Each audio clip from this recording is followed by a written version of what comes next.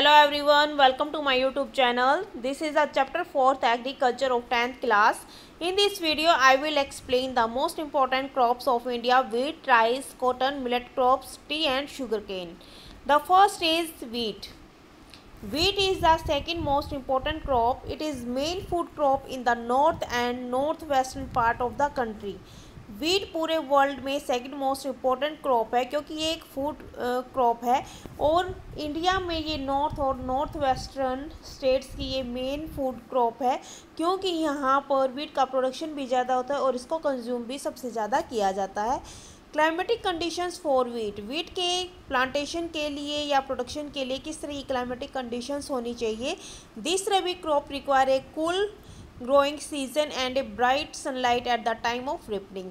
तो वीट एक रबी क्रॉप है, इसका प्लांटेशन अक्टूबर के लास्ट में किया जाता है और इसकी हार्वेस्टिंग मार्च टू अप्रैल में की जाती है क्योंकि इसको बोते टाइम कूल सीज़न होना चाहिए, टेम्परेचर कम होना चाहिए लेकिन इसको पकने और काटने के टाइम पर इसको हाई टेम्परेचर की ज़रूरत होती है, इसीलिए हाई टेम्परेचर यानी कि ब्राइट सनलाइट का होना बहुत ज़रूरी है। It requires 50 to 75 centimetre of annual rainfall evenly distributed over the growing season.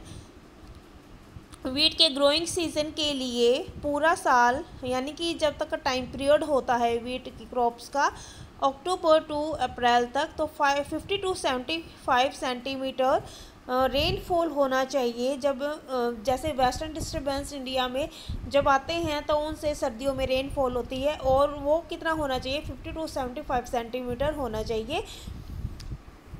Important producing states wheat के का प्रोडक्शन किन के स्टेट्स में सबसे ज़्यादा किया जाता है। पंजाब, हरियाणा, यूपी, मध्य प्रदेश, राजस्थान, गुजरात, इन स्टेट्स में वीट का प्रोडक्शन सबसे ज़्यादा किया जाता है। और जो राजस्थान गुजरात है यहाँ पर ज़्यादा नहीं किया जाता है क्योंकि राजस्थान में क्लाइमेटिक कंडीशंस हार्ड हैं, इरिगेशन के सोर्सेज नहीं है, लेकिन फिर भी यहाँ पर प्रोडक्शन किया जाता है। लेकिन सबसे ज़्यादा प्रोडक्शन बिहार में, पंजाब, हरियाणा, उत्तर प्रदेश और मध्य प्रदेश में किया जाता है। Second is rice. Rice is a staple food crop. Our country is second largest producer of rice in the world after China. China के बाद इंडिया सेकंड पोजीशन पर है जो कि राइस का प्रोडक्शन सबसे ज़्यादा करता है।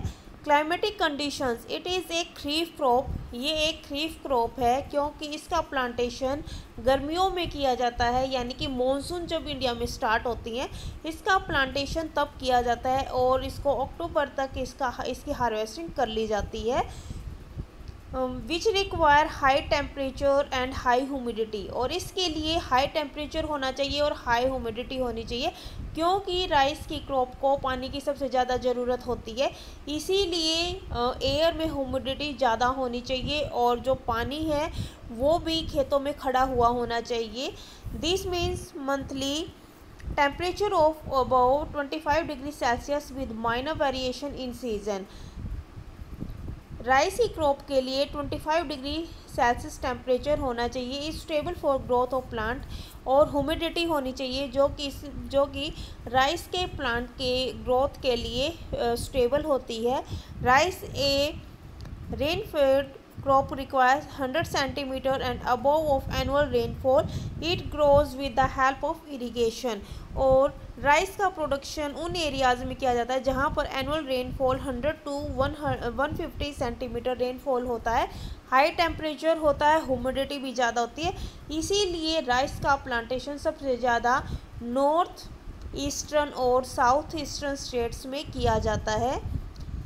Producing states, West Bengal, Andhra Pradesh, ये यहाँ पर वेस्ट बंगाल, फिर आंध्र प्रदेश और डेल्टिक रीजन जहाँ पर हमारा डेल्टा है वहाँ पर भी इसका प्रोडक्शन सबसे ज़्यादा किया जाता है।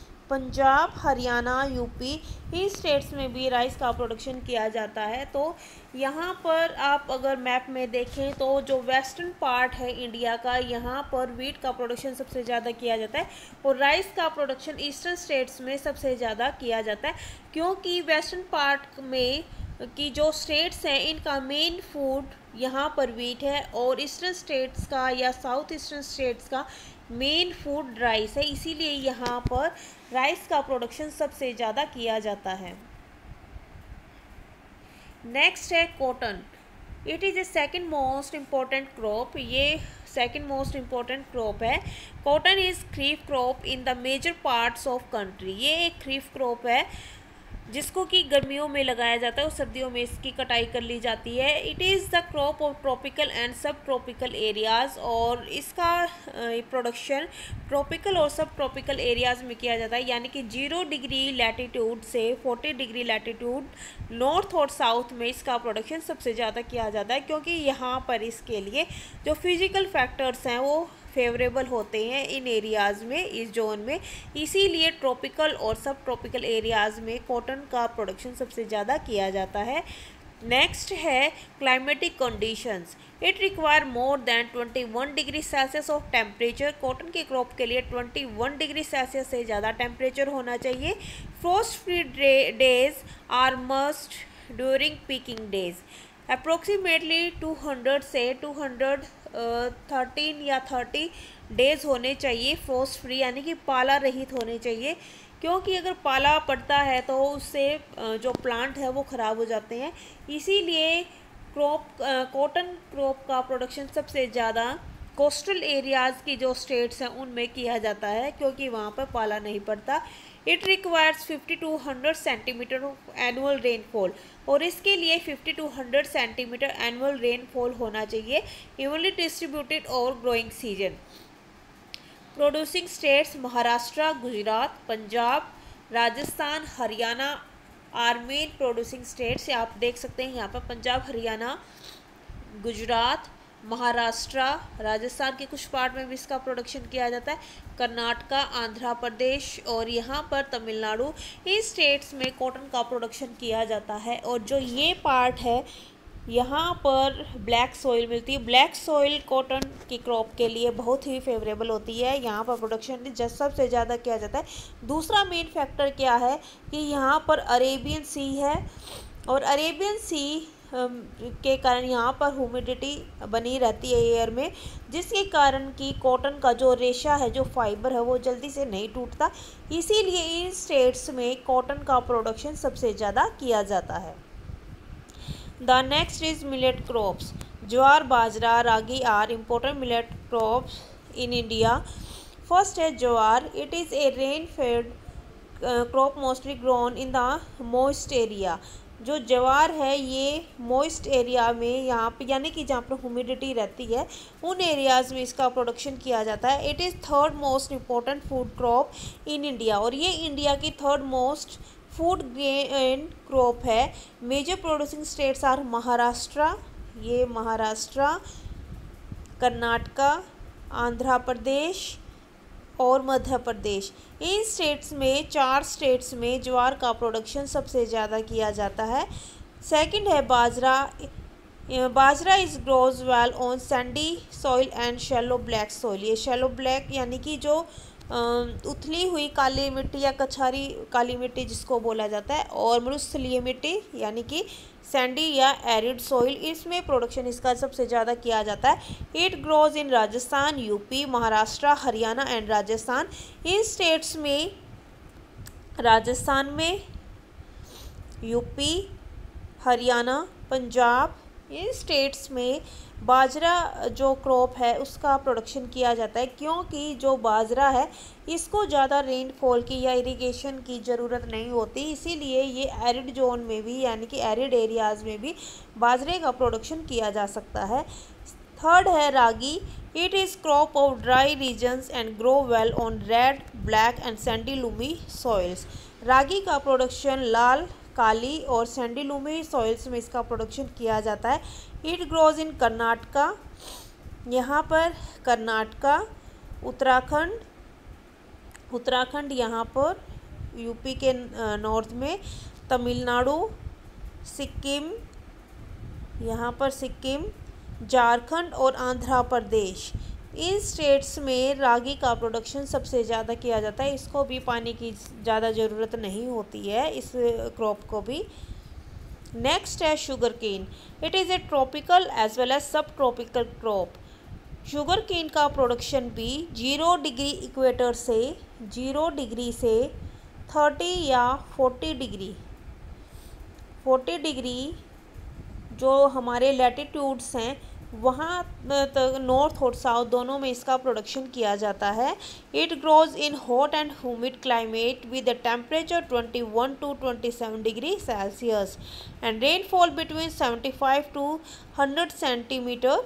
यहाँ पर क्या है कि जो शुगर केन है, यहाँ शुगर केन की क्रॉप के लिए 21 से 27 डिग्री सेल्सियस टेम्परेचर होना चाहिए और रेनफॉल 75 से 100 सेंटीमीटर होनी चाहिए। It can be grown on variety of soils और डिफरेंट टाइप्स के सॉइल्स में इसका प्रोडक्शन किया जाता है या उगाया जाता है। India is second largest producer of sugarcane after Brazil. Brazil के बाद इंडिया सेकंड पोजीशन पर है वर्ल्ड में जहाँ पर शुगर केन का प्रोडक्शन सबसे ज़्यादा किया जाता है। It is main source of gur sugar khandsari और ये मेन सोर्स है गुड्स शुगर और खांडसारी का, यानी कि गन्ने से इनको बनाया जाता है। Producing states, the major sugarcane producing states are UP, Maharashtra, Karnataka, Tamil Nadu, Punjab, Haryana, Bihar.